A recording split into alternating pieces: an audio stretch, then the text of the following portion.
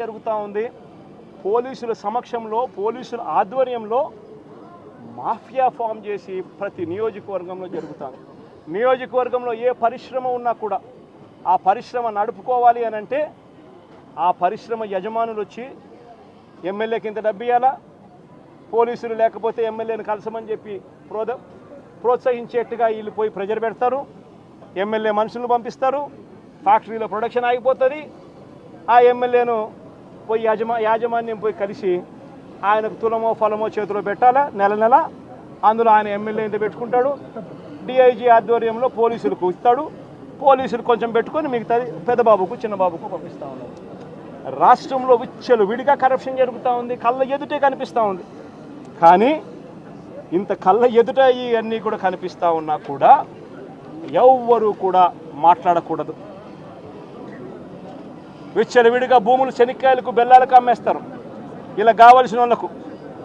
వీళ్ళకి నచ్చినోడు ఎవడన్నా ఉన్నాడంటే 99 పైసలకు భూములు ఇస్తారు. వీళ్ళకి నచ్చినోడు ఎవడన్నా ఉన్నాడు అని అంటే ఏకంగా 30 ఏళ్ళ కాంట్రాక్టు, 40 ఏళ్ళ కాంట్రాక్టు రూపాయిన్నర ఇస్తే చాలంటారు. విచ్చలవిడిగా భూములు శనిక్కాయలకు బెల్లాలకు అమ్మేస్తూ ఉన్నారు. 4 రూపాయల 60 పైసలకు పీపీఎల్ చేసుకుంటా ఉన్నారు. 2 రూపాయల 49 పైసలకు మేము ఆ రోజుల్లో పీపీఎల్ చేసుకుంటే నానా యాగి చేసిన ఇదే పెద్ద మనుషులు. అంత విచ్చలవిడిగా కరప్షన్ ఒక వైపున జరుగుతూ ఉంది. మరోవైపున సూపర్ 6, సూపర్ 7లు గాలికి ఎగిరిపోయాయి. ప్రతిదీ కూడా మోసమని తేలిపోయింది. వ్యవస్థలన్నీ కూడా పూర్తిగా నీరుగారిపోయిన పరిస్థితులు కనిపిస్తూ ఉన్నాయి. ఏ మనిషి కూడా సంతోషంగా లేని పరిస్థితుల్లో చంద్రబాబు ప్రభుత్వంలో కనిపిస్తూ ఉంటే ఈ మనుషుల తరపున, ఈ ప్రజల తరపున ఏ గొంతు వినపడకూడదు అని చెప్పి ఏకంగా ఈ పెద్ద మనిషి పిన్నెల్లి రామకృష్ణారెడ్డిని జైల్లో పడేసినాడు. ఈయన 4 సార్లు ఎమ్మెల్యే. దళిత మాజీ ఎంపీ నందిగాం సురేష్ను 190 రోజులు జైల్లో పెట్టినాడు. ఈయన దళిత మాజీ ఎంపీ.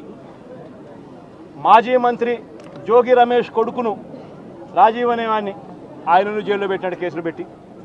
వల్లభనేని వంశీని ఒక కేసు అయిపోయిన తర్వాత మరో ఒక కేసు చిత్రహింసలు పెడుతూ జైల్లో పెట్టారు ఈ పెద్ద మనిషి. ఎంపీ మిథున్ రెడ్డిని కేవలం పెద్దిరెడ్డి రామచంద్రారెడ్డి చంద్రబాబు నాయుడును ఆయన కాలేజీ టైంలో ఈయన ఇద్దరు కాలేజీలలో స్టూడెంట్గా ఉన్నప్పుడు ఇద్దరు కలిసి చదువుకున్నారని, ఆ కలిసి చదువుకున్నప్పుడు పెద్దిరెడ్డి రామచంద్రారెడ్డి చంద్రబాబు నాయుడు చెప్పుతో కొట్టినాడు అని చెప్పి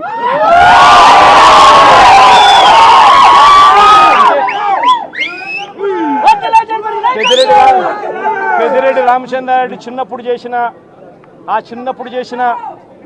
ఆ చిన్న గొడవ చంద్రబాబు నాయుడు మనసులో ఎంతగా నాటుకొని పోయింది అని అంటే ఏకంగా పెద్దిరెడ్డి రామచంద్రారెడ్డి కొడుకును ఎట్ట తిరిగి జైల్లో పెట్టాలా, పెద్దిరెడ్డి రామచంద్రారెడ్డికి మనక్షోభ కలిగించాలా అని ఎంత సేడిస్టిక్గా ఆయన వ్యవహరిస్తూ ఉన్నాడు అని చెప్పడానికి ఇదొక నిదర్శనం. కాలేజీ టైంలలో గొడవలు జరుగుతూ ఉంటాయి, కొట్టుకుంటూ ఉంటారు. పిల్లోళ్ళన్నీ కొట్టుకోకుండా ఉంటారా? పిల్లోళ్ళు అన్నప్పుడు చంద్రబాబు నాయుడు ఉడుకు రక్తంలో ఉంటాడు, మా పెద్దిరెడ్డి రామచంద్రనాయుడు అన్న ఉడుకు రక్తంలోనే ఉండింటాడు. తపానాలు పీకింటాడు, తప్పే ఉంది. ఆ టైంలో జరిగింటాయి. ఆ జరిగిందాన్ని గుర్తుపెట్టుకొని సేడిజంగా ఇన్ని సంవత్సరాల తర్వాత కూడా ఆయన కొడుకును కూడా జైల్లో పెట్టించాలని చెప్పి ఇంతగా తాపత్రయపడతా ఉన్నాడంటే చంద్రబాబు నాయుడు. ఈయన మనిషిలోని విషం, ఈ మనిషిలోని రాక్షసత్వం ఎంతగా ఉంది అని చెప్పడానికి ఇదొక నిదర్శనం. మరొకరు చెవిరెడ్డి భాస్కర్ రెడ్డి. పాపం చెవిరెడ్డి భాస్కర్ రెడ్డి ఏం తప్పు చేసినాడో నాకైతే తెలియదు. కేవలం ఆయన చంద్రగిరి కాన్స్టిట్యున్సీకి ఎమ్మెల్యే కావడం. ఇదే చంద్రగిరి కాన్స్టిట్యున్సీ చంద్రబాబు నాయుడు సొంత కాన్స్టిట్యున్సీ. ఇదే చంద్రబాబు నాయుడు సొంత కాన్స్టిట్యున్సీ చంద్రగిరిలో 1983లో 1978లో ఆయన కాంగ్రెస్ పార్టీలో మంత్రిగా ఉండి పోటీ చేసి 17,000తో ఓడిపోయినాడు చంద్రగిరి కాన్స్టిట్యున్సీలో 1983లో. ఆ తర్వాత ఆయన ఓడిపోయి మళ్ళీ వాళ్ళ మామని కాళ్ళు పట్టుకొని గడ్డం పట్టుకొని మళ్ళీ 1989లో తెలుగుదేశం పార్టీలో చేరి అక్కడ రాజ్యమేలి కుప్పం అనే నియోజకవర్గాన్ని, బీసీలు అధికంగా ఉన్న కుప్పం అనే నియోజకవర్గంలోకి వెళ్ళి పోటీ చేస్తూ ఉన్నాడు. ఈ చంద్రగిరి నియోజకవర్గం ఆయన చేతుల్లో నుంచి వెళ్ళిపోయింది అని, ఈ చంద్రగిరి అనే నియోజకవర్గం ఆయన సొంత ఊరుంది కాబట్టి అక్కడ ప్రజలు చంద్రబాబు నాయుడు ఓడించినారు అని బాధ తట్టుకోలేక భాస్కర్ను వేధించి జైల్లో పెట్టించే కార్యక్రమాలు చేస్తూ ఉన్నాడు. చివరికి భాస్కర్ ఒకడే కాదంట, భాస్కర్ కొడుకు మొన్న కంటెస్ట్ చేసినాడు. పాపం లండన్ నుంచి వచ్చినాడు పాపం ఆ పిల్లోడు కూడా మొన్న కంటెస్ట్ చేసినాడు. ఆ పిల్లోని కూడా కేసులో పెట్టినాడు. ఇదే పెద్ద మనిషి చంద్రబాబు నాయుడు. కొడాలి నానిని, పేర్ని నాని భార్యను కూడా చివరికి అని కూడా చూడకుండా ఆమెను కూడా కేసులో పెట్టాలని చిత్రహింసలే.